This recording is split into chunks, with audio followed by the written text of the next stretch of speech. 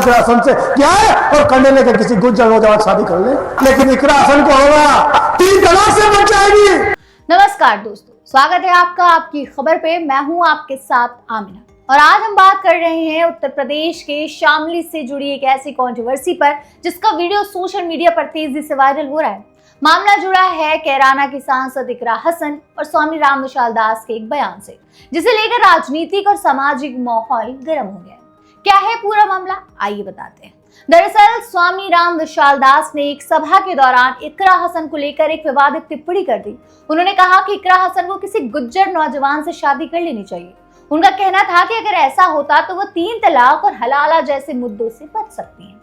स्वामी का ये बयान तब आया जब उन्होंने इकरा हसन के एक पुराने बयान का जिक्र किया। इकरा हसन से क्या है और करने लेकर किसी गुज्जर नौजवान शादी कर ले, लेकिन इकरा हसन को होगा 3 तलाक से बच जाएगी, 3 तलाक से बच जाएगी, ससुर के साथ हलाला करने से बच जाएगी। वायरल वीडियो क्लिप में स्वामी राम विशाल दास कहते हुए सुनाई देते हैं कि जब इकरा हसन गुज्जर समुदाय के बीच वोट मांगने गई थी तब उन्होंने कहा था, मैं आपकी बेटी हूँ, मैं भी गुज्जर हूँ, मैं भी आपकी जाति की हूँ, मुझे वोट दीजिए।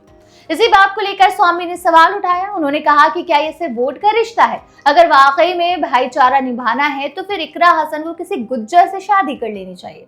उन्होंने ये भी कहा कि अगर वो ऐसा करती हैं तो गुज्जर नौजवान उन्हें सर आंखों पर बिठा कर रखेंगे और शायद उन्हें वोट मांगने भी नहीं जाना पड़ेगा। उनका यह बयान सोशल मीडिया पर वायरल हो गया। लोग इस पर अलग अलग प्रतिक्रियाएं दे रहे हैं। कुछ लोग इससे व्यक्तिगत टिप्पणी बताकर निंदा कर रहे हैं तो कुछ लोग इसे राजनीतिक बयान कहकर देख रहे हैं।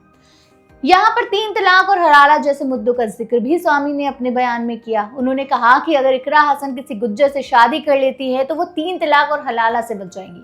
ये बात भी डिबेट का विषय बन चुकी है क्योंकि देश में 3 तलाक पर कानूनी रूप से पाबंदी लग चुकी है, लेकिन सामाजिक और राजनीतिक स्तर पर यह मुद्दा अब भी संवेदनशील माना जाता है।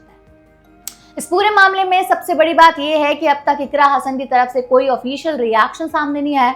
ना तो उन्होंने सोशल मीडिया पर कोई स्टेटमेंट दिया और ना ही मीडिया के सामने कोई प्रतिक्रिया दी। इस वजह से लोग और भी ज्यादा इंतजार कर रहे हैं कि वो इस बयान पर क्या कहेंगी।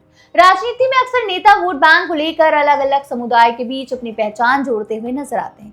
कभी कोई अपने आप किसी को खास समुदाय के साथ बेटी बेटा बना देता है तो कभी कोई अपनी जाति या धर्म के माध्यम से कनेक्ट करने की कोशिश करता है। लेकिन जब ऐसे बयान व्यक्तिगत जीवन, शादी या धार्मिक परंपराओं तक पहुंच जाएं तो कंट्रोवर्सी बढ़ जाती है। शामली और कैराना का इलाका पहले भी राजनीतिक रूप से काफी चर्चा में रहा। यहाँ पर जाति और समुदाय का फैक्टर चुनाव में महत्वपूर्ण भूमिका निभाता है। इसी संदर्भ में स्वामी राम विशाल दास का ये बयान देखा जा रहा है। अब सवाल ये उठ रहा है कि क्या किसी महिला नेता को लेकर इस तरह शादी जैसे व्यक्तिगत फैसले पर पब्लिक स्टेटमेंट देना सही है?